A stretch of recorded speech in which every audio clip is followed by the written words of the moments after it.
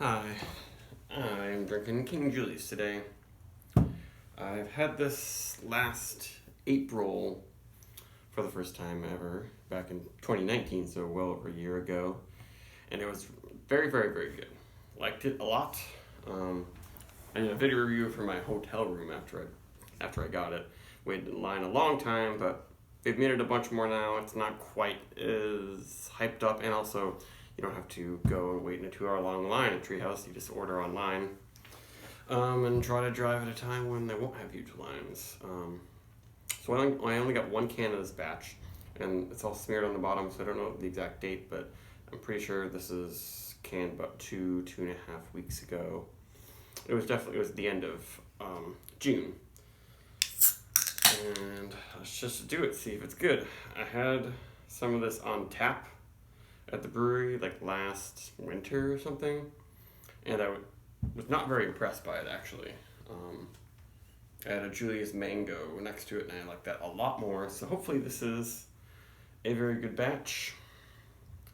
We shall see. And I just had a can of very good green yesterday, so we'll see if I can kind of remember that and compare how they're like different, big hitter double IPAs are. So I think that the malt bill of this one is sort of like Juice Machine. But then the very green is different. Yeah, this is a little bit darker than the green series.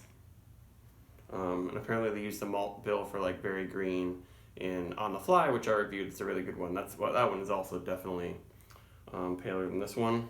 This is sort of a dark orange, I would say. Not quite amber. We're getting close to there, and it's really hot and humid in here right now, so I frosted the glass. The head still looks pretty nice there. Maybe not quite as nice as the batch I had last year. And that smells really, really good.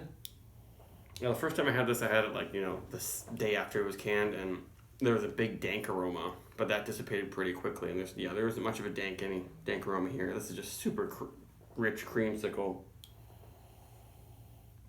Yep, just like vanilla orange ice cream bars. Smells really good. And there's not really that much else to it, but it smells so much like there's actually vanilla in here, but without that earthier, I don't know, alcoholier type thing you get from that.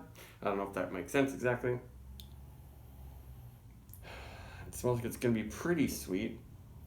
And there's some nice, grain things, just like generic sort of Cheerios, maybe a hint of toasty barley in the smell. And I wouldn't be surprised if they do some oats in this beer.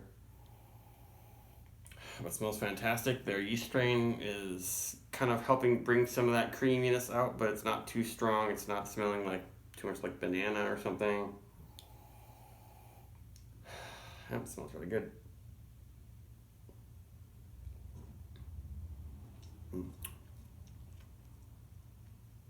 Mm-hmm. A lot of hop flavor, but not nearly as punchy as very good green. It's not as bitter as that for sure. I find Galaxy to be an in-your-face bitter hop. It's not as mild as I was thinking from the smell though. It's not that sweet, and it lingers with a very juicy orange finish that's a little bit sharper. It's not ultra sweet and creamy in the flavor as much.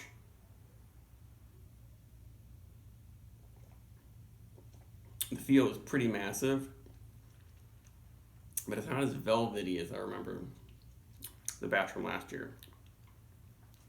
And this is probably going to get a little bit of a bite as I drink it. I don't know if that's so.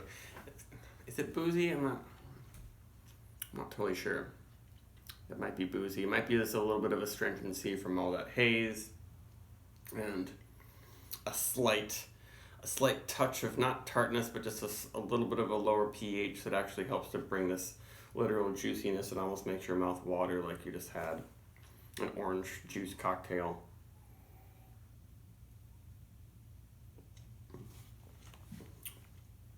I don't know if it's quite as good as Very Good Green. And it seems a little bit harsher than Juice Machine, but pretty similar.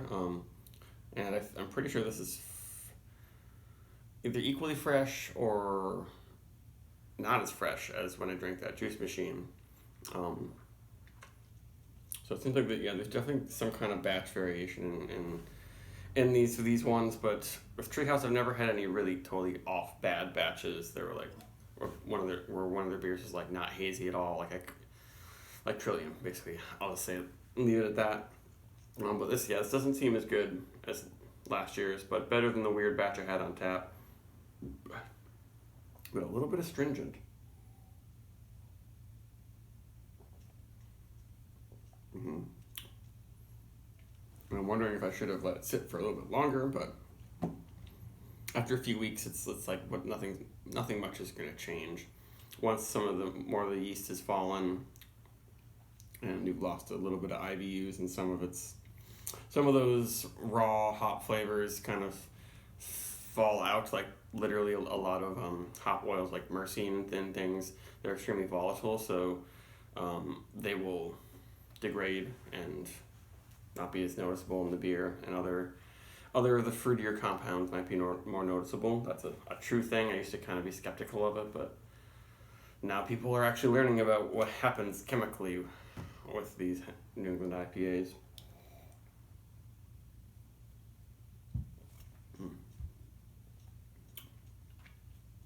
Yeah, I don't know if I'd give this much more than a 4.5 right now, honestly. It could be that I just didn't wait in line for 2 hours to get it, so it doesn't taste as good, but I'm pretty sure the body's not as nice. And since I put the can in the freezer for a minute and frosted this glass, it should not have been, too warm, which is definitely a problem with heat and humidity like this, that it kills the head. It definitely makes it harder to enjoy a beer if it gets warm really quickly, but this is not warm. This is perfect temperature.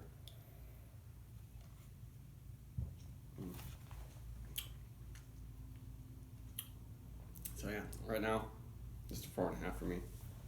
Bye.